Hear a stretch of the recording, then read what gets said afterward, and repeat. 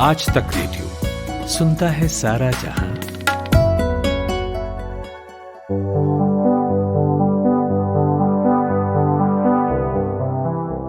महाराष्ट्र के राज्यपाल और महाराष्ट्र के मुख्यमंत्री एक दूसरे को खत लिख रहे हैं। पहले जब खतों का जिक्र होता था तो बड़ा पॉजिटिव सा फील आता था। आजकल तो खतों खिताबत खास मकसदों से ही होती है। बहरहाल सबको पता है कि राज्यपाल भगत सिंह कोश्यारी ने लेटर क्यों लिखा।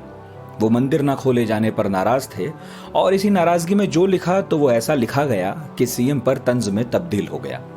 सेक्युलरिज्म शब्द का खत में इस्तेमाल हुआ और कोश्यारी ने पूछा कि इस शब्द से दिक्कत थी आपको, तो क्या आप अब वही हो गए। ऐसे में जवाब भी उद्धव ठाकरे का उतना ही तल्ख आया। ठाकरे ने कहा कि मेरे हिंदुत्व को आपके सर्टिफिकेट की जरूरत नहीं है और लगे हाथ उन्होंने राज्यपाल से कंगना रनौत का भी जिक्र कर दिया जो राजभवन में उनसे मुलाकात करके आई थी। कुल मिलाकर एक बार फिर राज्यपाल पद और मुख्यमंत्री पद के रिश्ते को लेकर चर्चा हो रही है। कोश्यारी और ठाकरे के बीच पैदा हुई कड़वाहट का विश्लेषण चल रहा है। हम भी आज उस पर बात कर रहे हैं, लेकिन इस मुख्तसर सी बातचीत में सारे एंगल्स समेटने की कोशिश करेंगे। मेरा नाम नितिन ठाकुर है और मेरे साथ चर्चित टीवी जर्नलिस्ट और अब स्वतंत्र पत्रकार आशुतोष हैं। उनसे मेरी बड़ी दिलचस्प बातचीत हुई है। ये बातें शुरू होंगी, लेकिन उससे पहले एक नन्हा सा ब्रेक लूंगा और चंद सेकंड्स में लौटूंगा। एक तार म्यूजिक का और एक तार पोएट्री का, दोनों मिल जाएं तो क्या बनता है? दो तारा। मैं हूँ चिन्मयी और मैं हूँ जोएल।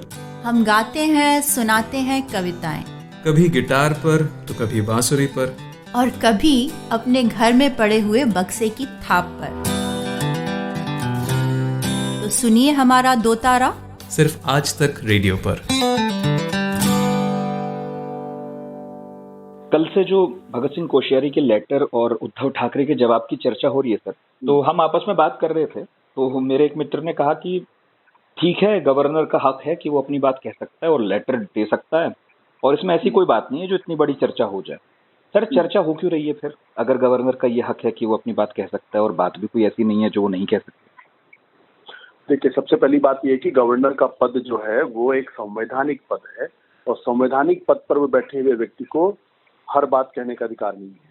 तो अगर ये सोचे कि अगर वो कुछ भी कह सकता है और कुछ भी एक आम नागरिक के तरीके से बिहेव कर सकता है, ऐसा संभव नहीं है। दूसरी बात, जो उन्होंने बात कही है वो बहुत ही आपत्तिजनक बात कही है, संविधान विरोधी बात कही है और एक तरीके से लोकतंत्र विरोधी बात भी कही है।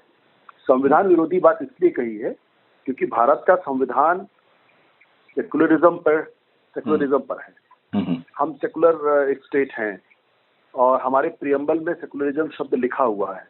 हमारे संविधान निर्माताओं ने इस बात की पूरी कोशिश की कि हमारा जो भारत का लोकतंत्र है वो धर्म आधारित लोकतंत्र ना हो। और जब केशवानंद भारती मामले में जब सुप्रीम कोर्ट ने अपना आदेश दिया तो उन्होंने ये स्पष्ट तौर पर कहा है कि basic feature of the constitution से आप छेड़छाड़ नहीं कर सकते हैं और secularism basic feature of the constitution है। सर, तो जो राज्यपाल जो संविधान की शपथ लेता है और वो सेकुलरिज्म का अगर मजाक उड़ाता है तो जाहिर सी बात है या तो उनको संविधान की समझ नहीं है या फिर वो राज्यपाल के पद पर रहने के लायक नहीं है। सर, इससे दो सवाल मेरे मन में उठे हैं। पहला पूछता हूँ, एक तो ये है कि आपने जो कहा कि वो तो प्रस्तावना का भी अंग है, जाहिर है।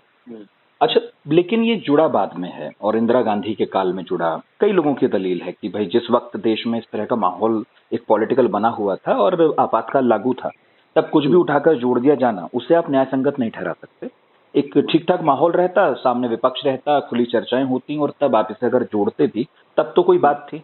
तो एक तो सेकुलर शब्द शुरू से नहीं जुड़ा हुआ है, बाद में जुड़ा और जिन हालात में जुड़ा, तो क्या सर अब उसको चैलेंज कर देना, क्या मतलब हम नैतिक तौर पर अगर घेरते हैं तो क्या नाइंसाफी जैसा नहीं? पहली बात तो ये है जी कि क्या राज्यपाल महोदय ये कहने के लिए तैयार हैं कि वो सेकुलर नहीं है? पब्लिकली कह सकते हैं? क्या देश के प्रधानमंत्री नरेंद्र मोदी जी ये कह सकते हैं वो सेकुलर नहीं है? क्या देश के राष्ट्रपति महोदय ये कह सकते हैं कि वो सेकुलर नहीं है? ये एक तरीके का फालतू का तर्क दिया जाता है कि सेकुलरिज्म बाद में जोड़ा गया है। सेकुलरिज्म इस देश की आत्मा है। सेकुलरिज्म इस देश के संविधान का मूल तत्व है।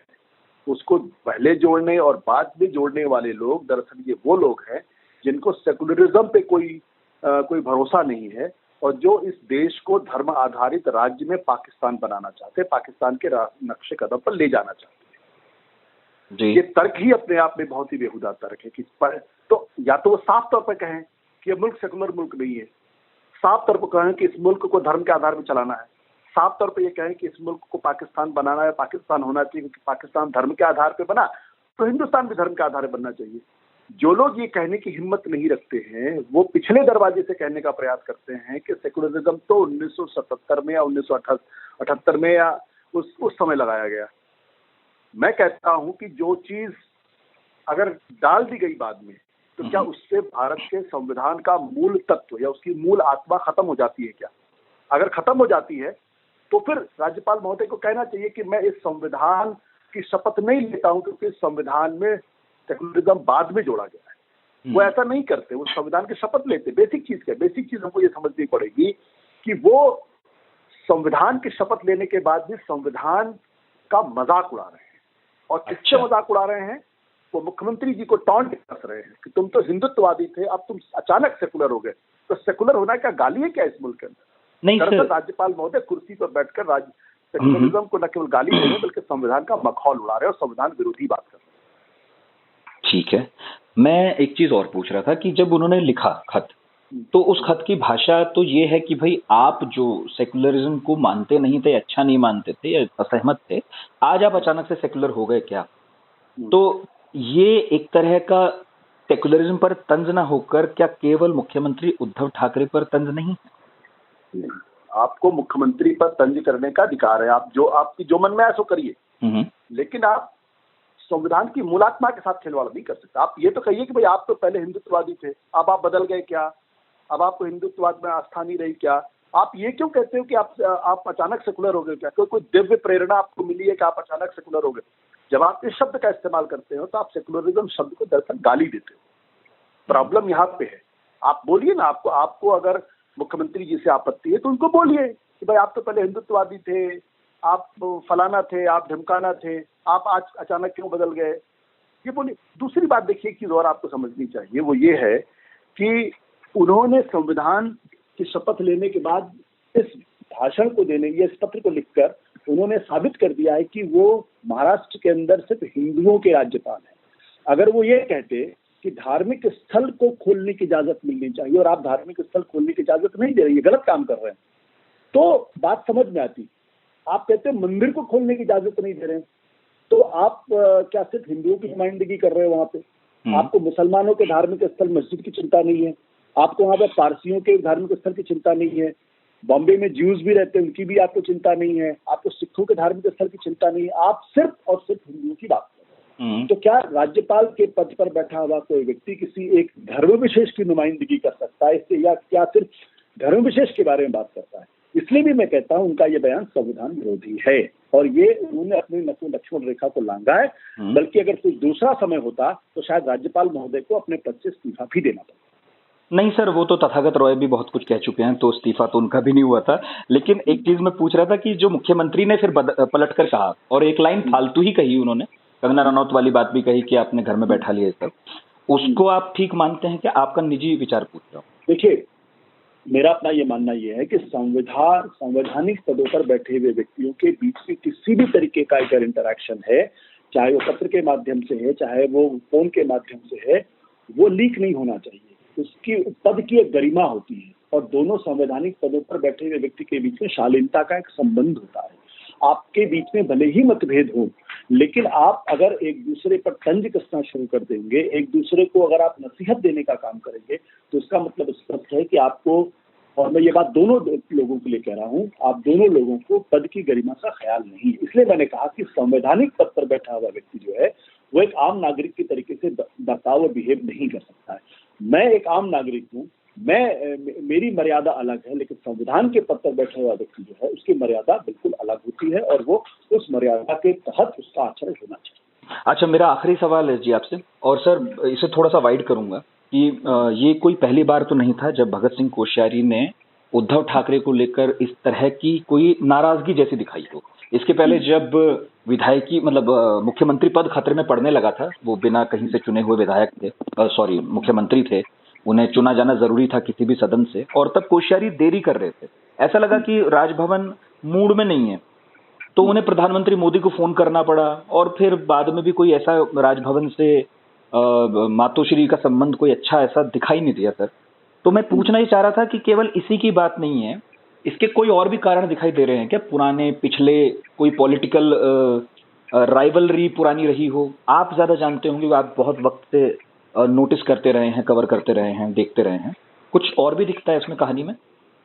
इस पूरी कहानी को एक परिदृश्य को एक परिप्रेक्ष्य में समझने की कोशिश करनी चाहिए। पहली बात यह है कि राज्यपाल, चाहे वो भारतीय जनता पार्टी के सरकार का हो या कांग्रेस पार्टी के सरकार का हो, वो संविधान से अपनी निष्ठा को न जोड़कर अपनी पार्टी और अपनी सरकार से निष्ठा को जोड़कर रखता है। तो ऐसा नहीं कि भगत सिंह कोश्यारी चूंकि बीजेपी के राज्यपाल है इसलिए उस तरीके से बर्ताव कर रहे हैं। कांग्रेस के जमाने में भी ऐसे बहुत सारे राज्यपाल हैं जिन्होंने संवैधानिक गरिमा का ख्याल नहीं किया और उन्होंने मुख्यमंत्रियों को डिस्टेबलाइज करने की कोशिश की। पहली बात तो ये है। दूसरी बात जो ये है कि जो लोग ये समझते हैं कि भगत सिंह कोश्यारी अपने स्तर पर कोई काम कर रहे हैं, वो बिल्कुल गलत समझते हैं। आज की तारीख में जो भारत की जो संसदीय प्रणाली है, तो संसदीय प्रणाली में जो कैबिनेट की व्यवस्था है और उस कैबिनेट व्यवस्था में जो प्रधानमंत्री की अपनी भूमिका है, उसमें कोई भी चीज बिना प्रधानमंत्री की मनमर्जी के नहीं चलती है। राज्यपाल महोदय ये अफोर्ड ही नहीं कर सकते या उसे कर ही नहीं सकते हैं जहां पर उनको कि पीएमओ का या प्रधानमंत्री कार्यालय की तरफ से उनको कोई इशारा ना हो। ये संभव ही नहीं है कि राज्यपाल महोदय अपने स्तर पर सुबह 6:30 बजे देवेंद्र फडणवीस को अचानक बिना किसी को बताए शपथ दिला दे।